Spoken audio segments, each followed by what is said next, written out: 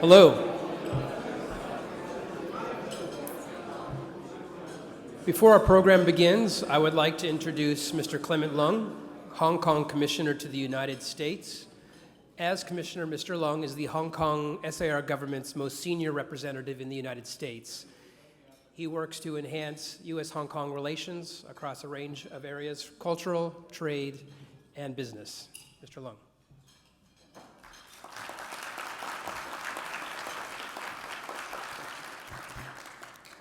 Financial Secretary, Dr. Paul, good afternoon, everyone. I would like to extend a very warm welcome to all of you for joining us today for the panel discussion and the luncheon on Hong Kong, presented by the Carnegie Endowment for International Peace and the Hong Kong Economic and Trade Office. Time really flies. 20 years ago, our friends in the US did not know what to expect to see from the newly established Hong Kong Special Administrative Region. They kept asking, will the one country, two systems arrangement work? Will the city continue to thrive? And will Hong Kong become just like any other Chinese cities? The journey of Hong Kong in the past 2 decades has been amazing. Our determination to keep Hong Kong stable and prosperous has been repeatedly tested. We were hit by the Asian financial crisis triggered by the depreciation of the Thai baht on the second day of the handover, before the handover party was over. And nobody saw that coming out of the left field. The Hong Kong dollar was under attack by currency speculators and hedge funds, and we had to deploy our reserves to defend the US dollar peg. The contagious effect of the crisis caused a sharp fall of property prices, down 60% at its worst point, and causing negative growth and 6 years of deflation. And our public health was under threat of bird flu and a new strain of virus, auspiciously called SARS, in 2003. And soon after, we had to face the fallout of the great global financial crisis in 2008. And the big street protests in 2014 blocked the choke points of our city for nearly 80 days. We took these challenges in our stride and were able to weather the succession of these Category 5 hurricanes with remarkable resilience, and was able to bounce back stronger after each crisis. And compared with 1997, our GDP doubled, our trade expanded 2.5 times, and our stock market capitalization was up 7 times. And we look forward to a growth rate between 3 to 4% this year. So what will Hong Kong be like 20 years from now? And at the panel discussion earlier this morning, we have a very frank and open exchanges on the social, economic, and political challenges that our city faces going forward. I do not have a crystal ball, but I can tell you that we will continue to do our very best to safeguard our autonomy and to ensure that Hong Kong stays ahead of the game. Just last week, Mrs. Carrie Lam, our new Chief Executive, delivered her first policy address that set out an ambitious agenda to cut taxes, to provide more affordable housing, to develop innovation and technology, to bridge the income gap, and to better engage young people.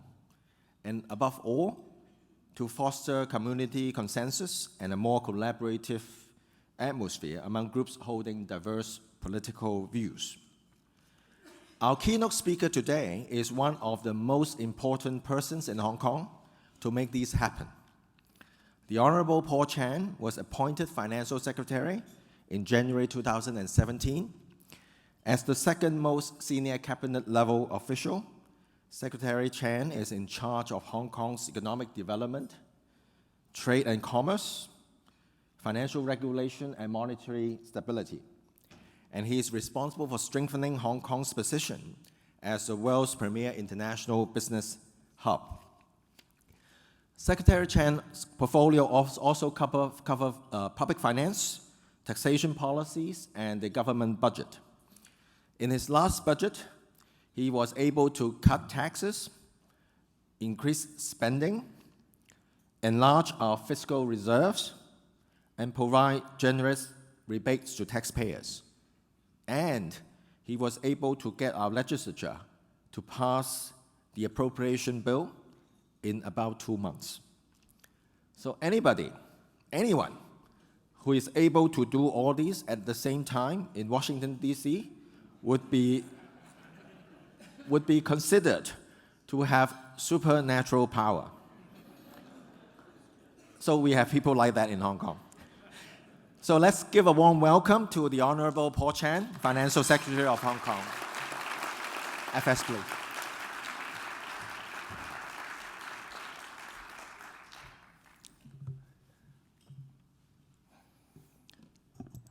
Dr. Pao, distinguished panelists, ladies and gentlemen, good afternoon. It is a pleasure to be here with you today in Washington, D.C. I have the good fortune to spend a long weekend here following the annual meetings of the IMF and World Bank last week.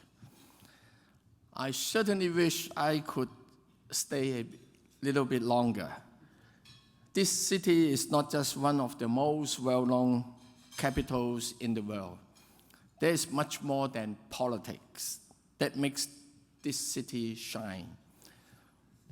Washington is a lifestyle capital, a city of parks and bicycles, a city with great sports teams.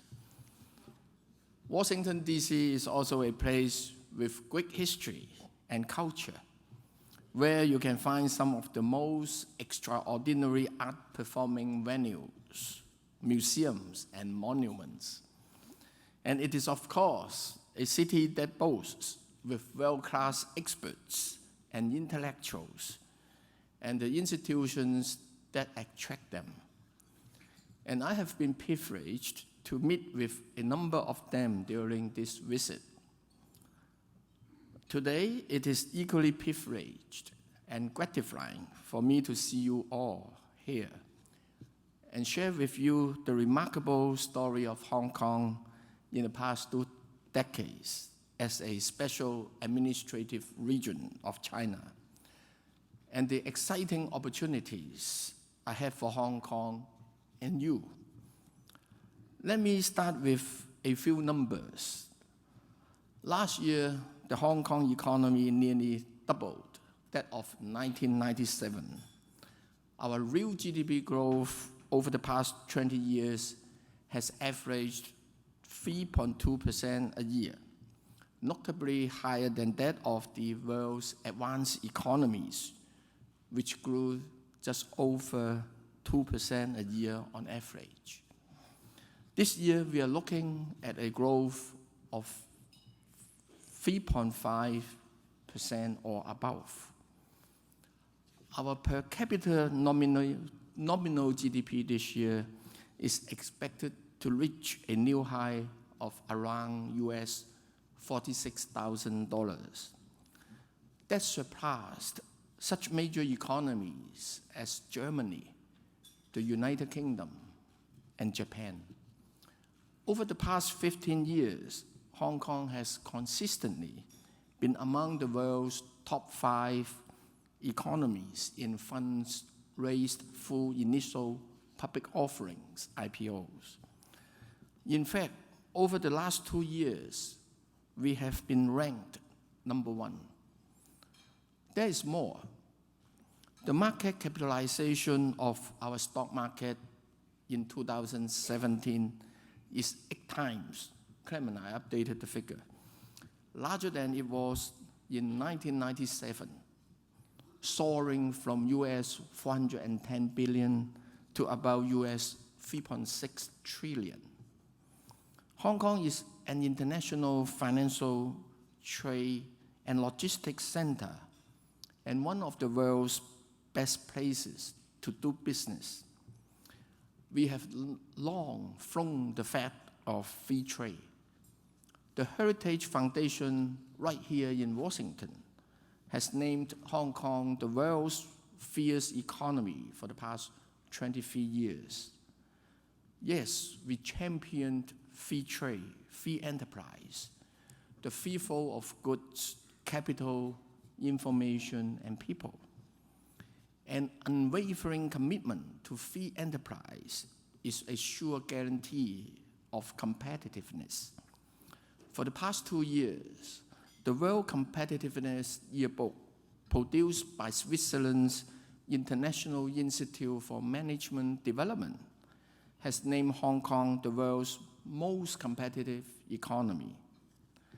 There are essentially no restrictions on foreign investments in Hong Kong, and international companies enjoy the same equitable and business-friendly environment as their local counterparts. That, to be sure, includes our low and blessedly simple tax system. What is more, our common law system and fine tradition of rule of law safeguards the rights of all people and all businesses. Regardless of their nationality, regardless of their size, they are treated equally. Call it a level playing field. The independence of our judiciary is stipulated in the Basic Law, our constitutional document. It guarantees Hong Kong's independent judicial power, including that of final adjudication. It notes as well that the power of final adjudication is vested in the Hong Kong's Court of Final Appeal. Enterprises and investors from around the world, and certainly those from the United States, turn to Hong Kong because they trust Hong Kong, because we share so many common values, from the rule of law and independent judiciary to the protection of human rights and open and free markets. I'm pleased to say that the long-standing partnership between Hong Kong and the United States in trade, culture, and so much more remains intact and rewarding for all concerned. It helps that we would like to do business together. The US is Hong Kong's second largest trading partner. Last year, Hong Kong was the 9th largest export market for US goods, with exports totaling US $35 billion. I should add here that Hong Kong is the #1 trading partner for US when it comes to trade surplus. That US surplus coming up in a sum US $27.5 billion in 2016. Today, a couple of sweet and savory examples that the US is Hong Kong's 4th largest source of wine in value, with imports of US wine reaching US $60 million last year.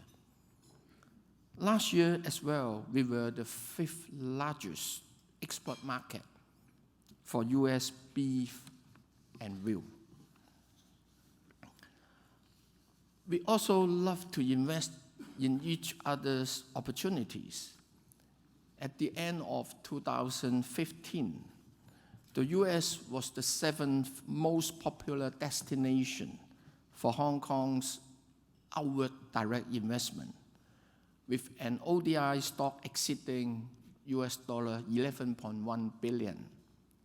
At the same time, the US was our 7th largest source of inward direct investment, with an IDI stock of nearly US $41 billion. It is no surprise that about 1,300 US companies keep offices in Hong Kong, or that the American Chamber of Commerce in Hong Kong is the largest international chamber in the city, and one of the biggest American chambers outside the US. A big part of Hong Kong's success this past 20 years has been our one country, two systems framework, which gives us the first mover advantage in tapping the massive market of the mainland of China, and many advantages available to no other countries.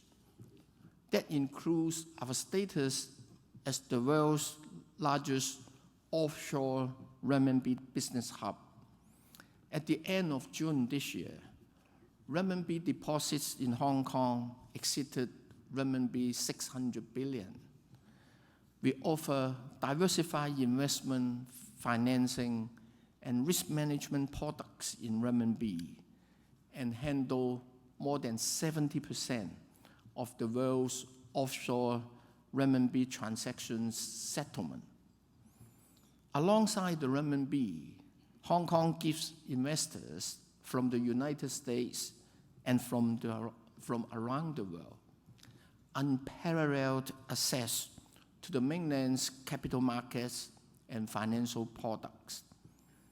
That thanks to the Shanghai Hong Kong Stock Connect, the Shenzhen Hong Kong Stock Connect, and since July, Bond Connect, as well as mainland Hong Kong mutual recognition of funds arrangement. Our close connections with the mainland will continue to grow, and that will only create more opportunities for Hong Kong. Hong Kong is destined to play a pivotal role in the Guangdong-Hong Kong-Macau Bay Area development, a national strategy of China announced in March this year. The fast-growing Bay Area counts a population of over 66 million, covering Hong Kong, Macau, and 9 other fast-growing cities in Guangdong Province, including Shenzhen, Zhuhai, and Guangzhou. The Bay Area's GDP is close to US $1.3 trillion. That, ladies and gentlemen, is comparable to the size of Australia and South Korea in terms of GDP. The Bay Area is China's most affluent region, and its development will accelerate the flow of people, goods, capital, information throughout the region, presenting enormous opportunities for Hong Kong companies and overseas companies that partner with us. Next year, the Hong Kong-Zhuhai-Macau Bridge and the express rail link between Hong Kong and Guangzhou will be up and running, further boosting our connectivity with the mainland and expanding our economic hinterland immeasurably. With the Hong Kong-Zhuhai-Macau Bridge, a 1-hour living circle within the Pearl River Delta area, covering both Hong Kong and Macau, will be created. And most of the major cities in the Pearl River Delta are within 3 hours' drive from Hong Kong. And within a day, we can also reach cities in Vietnam. And the express rail link will reduce the travel time between Guangzhou and Hong Kong to around 48 minutes only. Passengers of the rail link can also easily access to over 22,000 kilometer national high-speed rail network, connecting all the major cities in China. It will take less than 9 hours from Hong Kong to Beijing and less than 8 hours to Shanghai. Hong Kong is a logistic hub.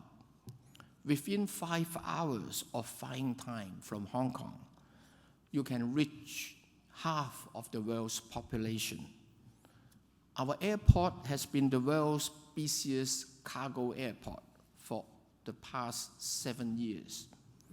And construction is now underway to expand the airport into a free runway system, which will double our cargo handling capacity to 9 million tons a year, and passenger capacity to 100 million persons per year.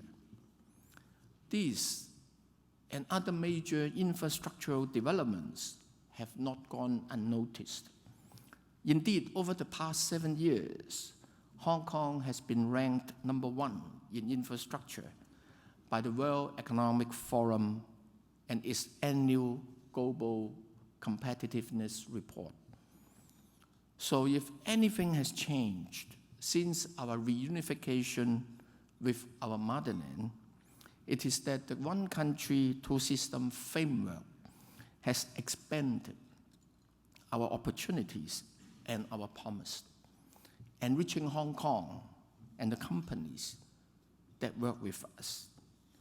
With tax reform, a topical subject nowadays in Washington, I thought you might want to know a little more about Hong Kong's approach to that infamous three-letter word. I take pride in saying that Hong Kong is among the most tax-efficient, tax-friendly economies in the world.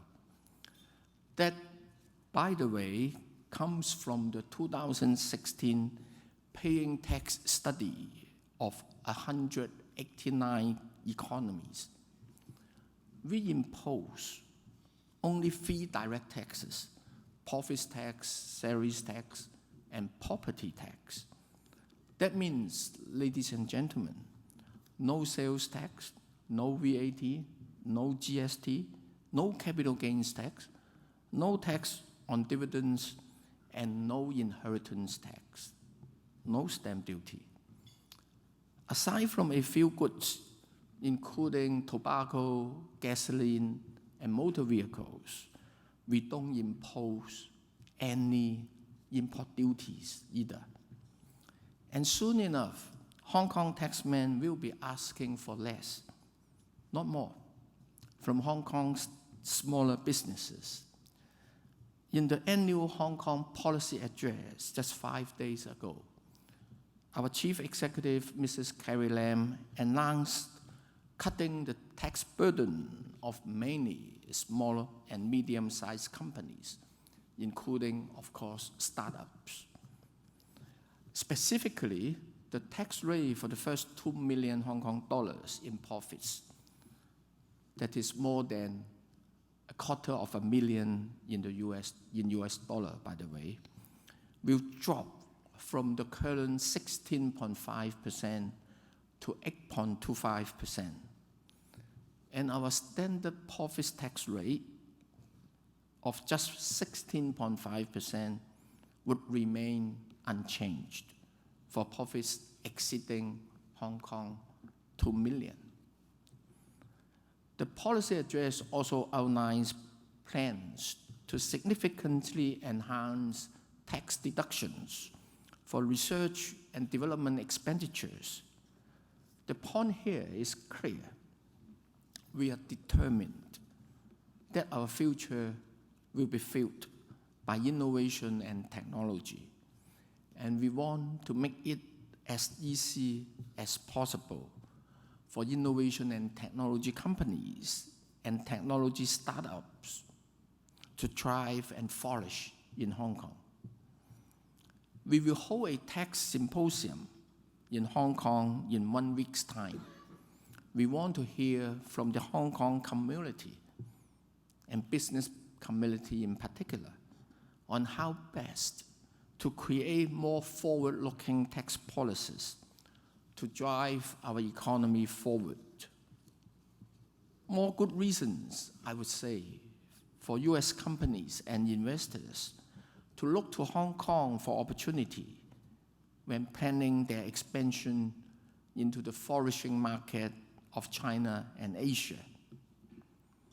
My thanks to the Carnegie Endowment for International Peace for hosting today's conference, for giving me this welcome opportunity to speak to you, and in just a moment to answer some of your questions as well. Oh, let me assure you, dessert is on the way. So thank you very much indeed for having me today. Thank you.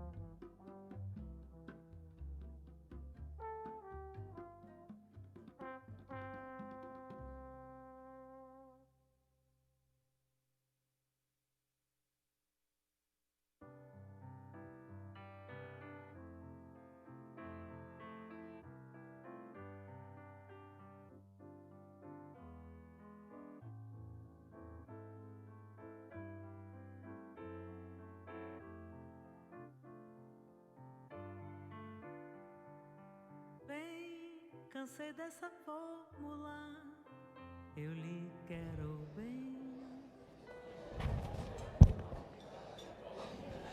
Well, ladies and gentlemen, I know you all want to talk over your desserts, but we're going to try to get your attention up to the stage. It falls to me as Carnegie's representative here today to join Secretary Chan and discuss some of the issues that you may have, questions from the floor. I'll kick it off in a moment, but first I want to thank my colleague Clement Leung from the Hong Kong Economic Trade Office and his staff and the Carnegie team for putting this wonderful gathering together, taking advantage of the Thank you. fact that Secretary Chan is in town for the IMF World Bank meeting, and we have a chance to hear from him. Secretary Chan, you've just started your very positive summary with kind things to say about Washington, D.C. And I think as a resident of Washington, I want to thank you for not reminding us of a number of things. Clement tried to do it in his remarks. But one of them is that we're always called Hollywood for ugly people. And, if you take that thought away from this visit to Washington, I think you'll be reminded of it often as you turn to the pages of your newspapers back in Hong Kong. Now, you made a very strong case, which many of the people in this room have witnessed, of Hong Kong going from the wet days of 1997's handover to huge economic transitions and challenges, one after another. Yeah. And it's really been an impressive record, and you've stated it fairly and in typical Hong Kong fashion, modestly. But I want to record that. But then I want to go on to say, but surely when you have your morning staff meetings, you don't review the 20 years of success. You give your staff some challenges and some priority concerns that you want to either achieve or to watch for. What are those? Well, for us, the top challenge or the priorities of the current term government can be summarized in, let me see, 3 areas. Number one, how to drive our economy further on a more diversified and sustainable basis. I mentioned in the opening remarks about our investment and focus on innovation and technology. We truly believe in it, and it is something across all sectors. And in her policy address, CE mentioned about she will be personally chairing a steering committee to push all this initiative forward. That tells the determination of this term of government. She also mentioned about putting additional investments in creative industries, in particular in design industry. Because it is not just to drive the economy forward, but to offer our young people more quality job opportunities. Hong Kong has been very successful in terms of being an international financial center, and also thanks for strategic location, also a logistics center. But not everyone wants to be a lawyer or CPA or banker. And nowadays, for our more affluent young people, the aspiration is to do something that they are interested in, to explore different possibilities. Not necessarily making a lot of money, but in our current economic structure, this is not easy. So what we have laid out to do to drive our economy forward in terms of innovation, technology, creative industry, is to seek to provide young people with that kind of inclination and interest a better opportunity. The second priority is to foster a more collaborative environment in Hong Kong, less confrontational, more ready to engage in dialogue, although people may not agree with each other in many things, but seek to try to find common grounds and move forward, and seek to improve the mutual trust so that the community can move forward in a more positive mood. And the third challenge is to address our capacity constraint in terms of land supply and housing, which has been bothering us a lot. Housing is simply too unaffordable. But to deal with that, we have to increase land supply, we have to tackle very difficult issues, not just technical, but understandably, it is also different vested interests. Yeah. So that is one side of the supply side constraint. The other one is talent and labor. Currently, the unemployment rate is about 3.1%. So basically, it is full employment. We see challenges in areas like elderly services, construction services, not enough laborers. We see challenges in areas like innovation and technology, lack of talents, how to attract these people in, how to allow importation in a suitable amount of laborers to address the capacity constraint. So those, at the moment, are our priorities. Thank you. Now, picking up on some of those priorities, the American administration today is preparing for Mr. Trump's visit to Beijing. And a lot of the preparation is going into both market opening and addressing our bilateral deficit. Put the latter aside. Market opening, often we're focused on credit card access to the Chinese market. And I puzzle about that because I say, China, you're past credit cards, you're on to WeChat communications and bill paying. What's Hong Kong's attitude toward fintech, financial technology, and the Bitcoin and these other new phenomena? In terms of innovation and technology, we identify four areas of focus. One is fintech. The other is artificial intelligence and big data.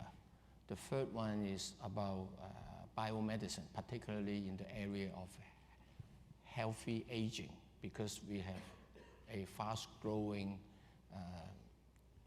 aging population. And the fourth area is smart city development. In the area of fintech, when compared to the mainland, perhaps we are a late starter, because in Hong Kong, banking services is so convenient. People very easy to get a checking account, easy to get a credit card. So it has been in use very conveniently for a long time, whereas for the mainland of China, it's very difficult in the old days, and even now, I think, open a checking account, having a credit card, so they jumpstart with payment by the phone. We are putting a lot of emphasis on fintech, not trying to catch up on this particular aspect, although in this aspect we can improve and work on. But being an international financial center, we can't afford to ignore all these developments, otherwise we will not be competitive, because this is a worldwide trend. So under the Hong Kong Monetary Authority, we have set up a fintech office. A similar office has also been set up in the Securities and Futures Commission, in the Insurance Authority. And just for example, in Hong Kong MA, we set up a sandbox for the banks together with the fintech companies to explore their new solutions, new products in a supervised environment with reduced compliance requirement, so as to allow them to test their products and get feedback from customers and from regulators. So it is high on our agenda. Thank you for that. We have, just looking around this room, we have a very knowledgeable audience, which I think reflects the respect seasoned hands in Washington have for Hong Kong and for you personally. So I want to open the floor now to questions from the audience. If you could raise your hands, we will identify you, and then a microphone will come. Please wait for the mic, identify yourself and your affiliation, and ask your question. First one's down here. Do you have microphones? Oh, thank you. Hi, my name is Terrence Lam. I'm a senior economist at U.S. Government Accountability Office, and I'm proud to be a product of Hong Kong, because I was brought up in Hong Kong and educated over there and came here to the States for the graduate school, and then now working for the U.S. government. My question is more like whenever it comes to real estate market, the property market in Hong Kong, we talk a lot about the demands. Oh no, I'm sorry, the supply side of it, the land supply. And all of us know that this is limited because of Hong Kong's landscape. But one question I have, I think to you maybe, to Secretary Chen, is that over the past 20-something years, that China has been innovating a lot in financially. There's a lot of outsourcing of funds money. And as the other official from Hong Kong saying that it's almost the first call, Hong Kong's first call of the money from China. They park the money over there, and then they're trying to kind of, take advantage of the controls and everything. They invest in stock market to make a profit of it, and also the real estate market. Now, over 20-something years, it's been accelerating, and to also the whole global environment that has been heating up because of all these loose monetary controls now. So, as a result, the real estate market has been heating up. But on the other hand, the wage across all the globally has been equalized in a certain sense that we see that in developed countries, the wage becomes stagnant to a certain sense, but then in the mainland China, the wages kept catching up. So creating a lot of pressure within Hong Kong, the community said, people used to be able to afford housing market, the housing, they were not able to because of a lot of other factors, but also because of the speculated pressures of the stress. So I know that Hong Kong has had the traditions of maintaining or to be a free economy, try not to impose on all those capital dividends, but has a point been reached that the Hong Kong government will think about some of the temporary, quote-unquote, temporary measures to better control some of the flow of capital so that the equilibrium can be restored and so that some of the real estate market or some of those property market or the stock market come back to a more equilibrium, sustainable path? That's my question. Yeah, thank you, Mr. Lam. Housing is a livelihood issue. It is not just an investment. Although the motivation to buy property is a combination of both many of the times. We are lack of housing supply because after the changeover, we went through a very difficult period, as outlined by Clement and your good self, Dr. Paul. So at one time, property price in Hong Kong dropped by 70%. Very tough, very tough. And we saw people committing suicide. So with that background, you could understand for the previous term government, about 10 years ago, 12 years ago, they took a very cautious attitude in terms of increasing housing and land supply. That was understandable at that time, but looking back, the error was, while not increasing unnecessarily housing supply, the government almost stopped in terms of land formation. So when the market turned, not enough land for building residential units for people. That partly explained the sharp rise in property price. Of course, the other dimension is low interest rate, ample liquidity. Since 2008, the Lehman Brothers financial crisis, over 1,300 billion US dollar floating to Asia. Floated to Asia, a very substantial part parked in Hong Kong. This is another reason why property price jack up. So in face of that situation, we know that on the one hand, we need to work very hard to increase the supply, but it takes time. So we have launched several measures to try to manage the demand, and we got criticized for that. And the property developers hated us, yeah, but no problem. That may explain we are doing the right thing. What we have adopted is that we impose a buyer's stamp duty. So if you are not Hong Kong resident, you buy Hong Kong property, please pay additional 15% duty. That suppressed the demand from non-Hong Kong individuals. At the moment, I have been monitoring these statistics very closely every month. Now, overseas, including mainland, buying Hong Kong property, the percentage is less than 2%, okay?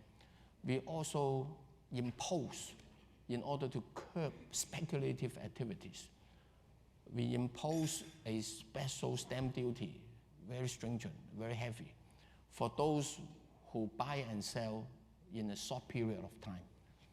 The rate is very high if you sell within half a year.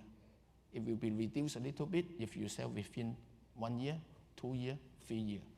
So that has curbed the speculative activities to less than 0.1%. The first thing we did is to impose investment demand. So even for Hong Kong people, if you want to buy one more property and you already have one, if you want to buy one more, additional stamp duty of 15%. So discourage them. The purpose is to allow those who still do not own a home a better chance to buy.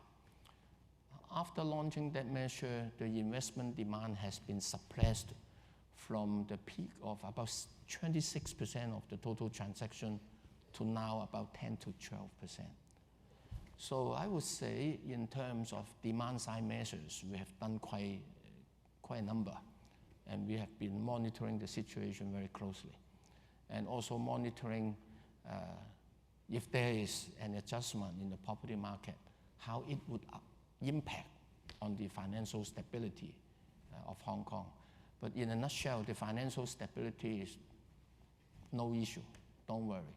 Even there is a notable downward adjustment, we are able to withstand it, no problem at all.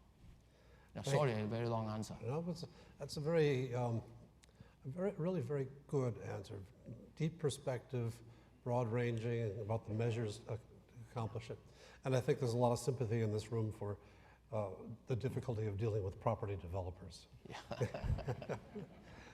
Another question in the middle table here.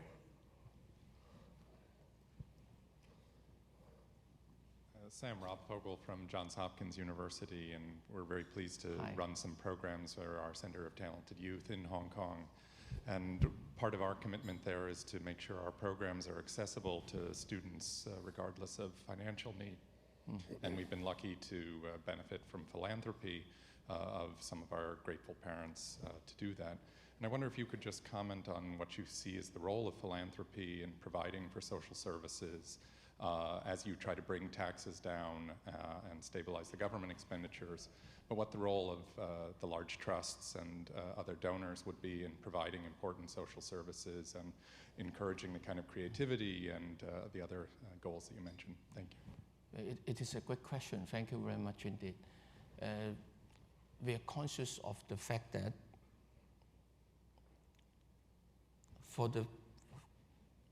in modern day society, the fruit of economic success must be shared. It must be an inclusive growth. We have seen widened income gap in Hong Kong, and also the poverty situation. But I'm pleased to report to you all, in the last term government under the previous chief executive, he had done a lot in terms of increasing our social services, say for taking care of the elderly, for plotting a poverty line so that we have a better grasp of the situation and can apply a more targeted set of measures to address the poverty issue. We are lucky because we have a very strong fiscal reserve. At the moment, it's over 1,000 billion Hong Kong dollar, which is over 125 billion US dollar. That would enable us to continue with these programs. And if we want to enhance it, we have the capacity. The way we see it, to continue to do this service, number one, we must grow the economy so that we have more income. Secondly, looking at the area of services required to try to stay ahead of the game and try to find better solution for the problem instead of just putting money there. If I may give you an example, say elderly services. We have a fast aging population. At the end of December 2016, people aged 65 or above, accounting for about 16% of our population. But in 20 years' time, about 2036, it will increase to 30%. If you look at Japan at the moment, people aging 65 or above, only 26%. And you see the impact on their economy. So with this aging population, healthcare, elderly home, a lot of associated services. So what we are trying to do is, in the past two budgets, we set aside Hong Kong dollar 200 billion to redevelop the hospitals and build new hospitals. In my budget in February, I set aside 30 billion Hong Kong dollars in advance and asking our people, our colleagues in the Labor and Welfare Bureau to come up with programs in the direction of elderly service. And with an aging population, the demand on medical support, medical services, and the demand for elderly home is very, very big. So to address that, instead of building more and more hospitals, perhaps we should look critically at the primary health care, how to improve it, so that our older generation will be educated earlier about a healthy lifestyle. If they have disease, that will be detected earlier and treated better. And eventually, the need for hospitalization will be reduced. And try to the extent possible, enable people to age at home. Then community support and healthcare and nursery is important. So we are moving towards that direction. At the moment, given our current financial strength, we are quite confident, although long time horizon, we have to stay vigilant. But according to our current estimate, we will be able to afford to increase more in these areas. But the challenge is not just giving them money, but good programs that really solve the problem. Mr. Secretary, we've got to get you going on your own program today and release you from this event. Just wanted to ask one follow-on question to your most recent reply. You talked about the aged end of things. Is there any part of the solution that's at the fertility end of the spectrum? Do you want more young people? How do you incentivize that? We would love to have our young people to have more kids. And then they ask me, Secretary Chen, the housing is so unaffordable. Right. How can you ask me to have more children? It's a very valid question. So